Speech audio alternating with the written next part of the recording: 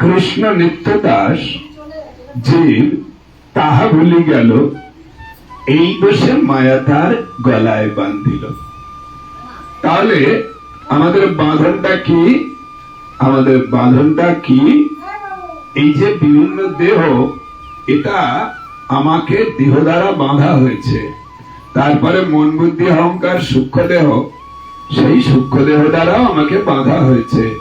আমি আসলে জীবাত্মা। তারপরে কারাগারে ফেলা হয়েছে। কারাগারটা কি? এই ভব কারাগার, পৃথিবী নামক কারাগারে আমাকে রাখা হয়েছে। এখান থেকে আমি মুক্ত হতে চাই। তাহলে মুক্ত যদি হতে চাই, আমাকে জানতে হবে আমাকে বাঁধার কারণটা কি। না জানলে বাঁধার কারণ আমি প্রকৃত মুক্ত হতে পারবো না। আপনাদের বলেছিলাম মায়ের দুই ছেলে। কয়জন ছেলে? তো মা বলছেন, দেখো খোকন, তোমাদের জন্য স্কুলের যে পড়া দিয়েছে ওটা কমপ্লিট করো। কমপ্লিট করলে তোমাদের ক্যাডবেরি দেবো। কি দেবো বলেছে? তো ছোট ছেলে তো যা স্কুলে পড়া ছিল সব মাকে দেখালো, দেখো মা পড়া ধরো, আমার পড়া হয়ে গেছে। তাকে ক্যাডবেরি দিল, আদর করলো এবং রাত জেগে পড়াশোনা করছে। মা বলছে, বাবা আমি জেগে বসে আছি, তুমি পড়ো।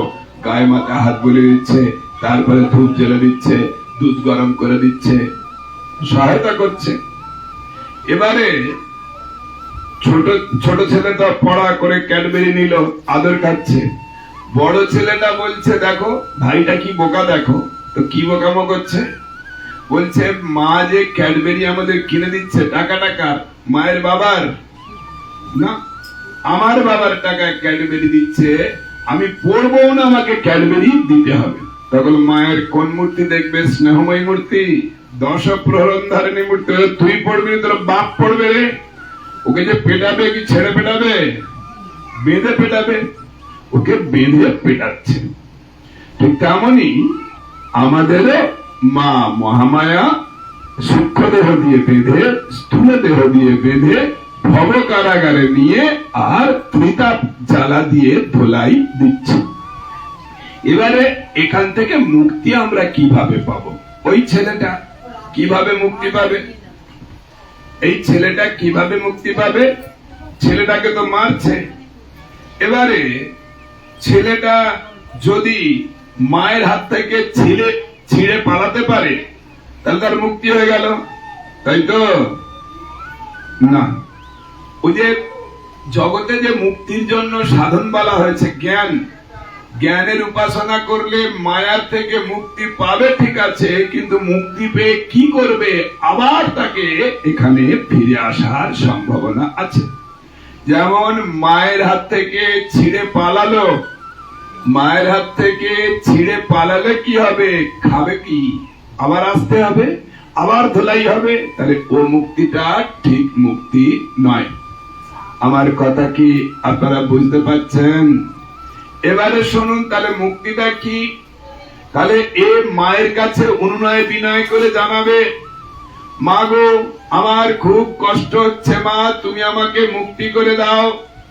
তাহলে এই মা, তুমি আমাকে মুক্তি করে দাও, আমার কষ্ট হচ্ছে, এটা কতবার বললে মা মুক্তি করে দেবে?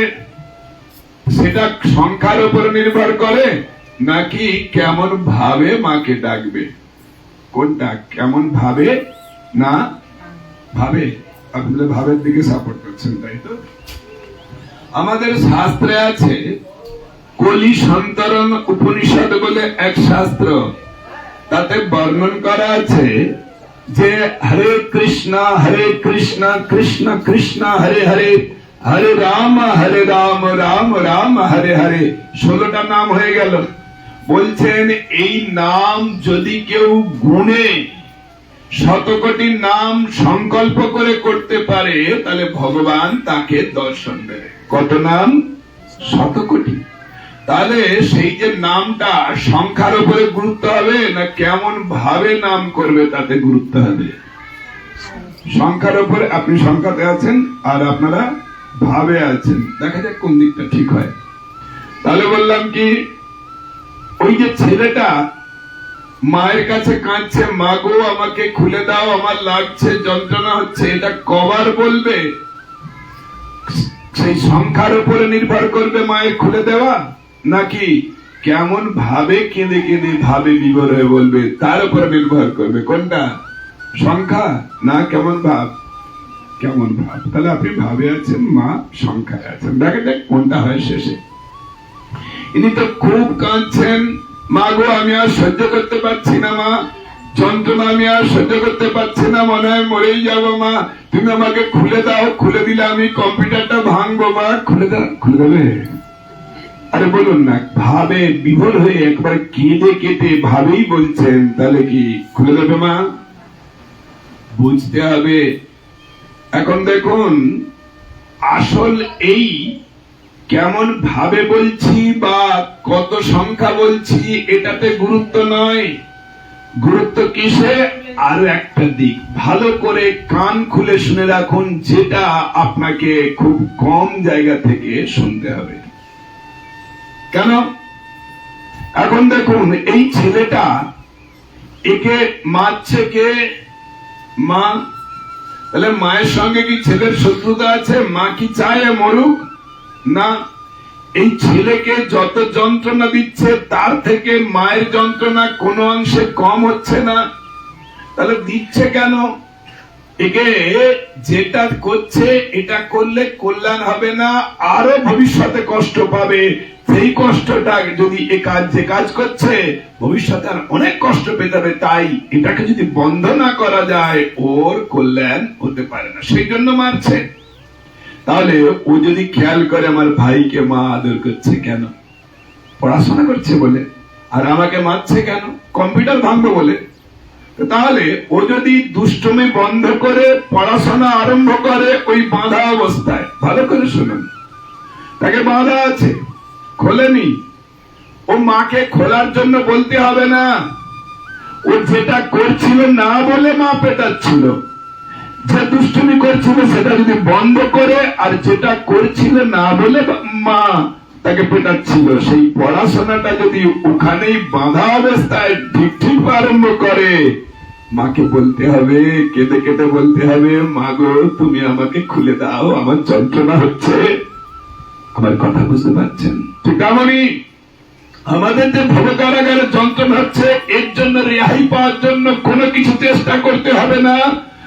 মা মহামায়া, তিনি আমাদের মা, তিনি আমাকে মেরে তার যন্ত্রণা হচ্ছে, তার আরো বেশি যন্ত্রণা হচ্ছে, তিনি আমাদের মারছেন কেন? আমরা যেটা করছি ওটা করলে আরো আমাদের কষ্ট পেতে হবে, তাই আমরা হরিভজন করছি না বলে আমাদের মা মারছে। আমরা সেই হরিভজনটা যদি আরম্ভ করে দিই না, যে মা আমাকে মারছিল সেই মা নিজের দায়িত্ব নিয়ে আমার বাঁধন খুলে নিয়ে আমাকে আদর করে ভগবত ধামে ভগবানের সেবার উপযুক্ত দেহদান করে আমাকে ধন্য করবেন। তাহলে আমার কাজটা কি? পাপ বন্ধ করে আর হরিভজন যদি আরম্ভ করি, যে মা আমাকে মারছিল সেই মাই আমাকে আদর করবে নাকি? তাহলে আমরা ওদিকটা দেখে আসুন। কায়দা করে বলতে হবে না, মা গো আমাকে, আরে মা মানে ভগবানকে বলতে হবে আমাকে এটা দাও। তার বুদ্ধি একটু কম আছে নাকি?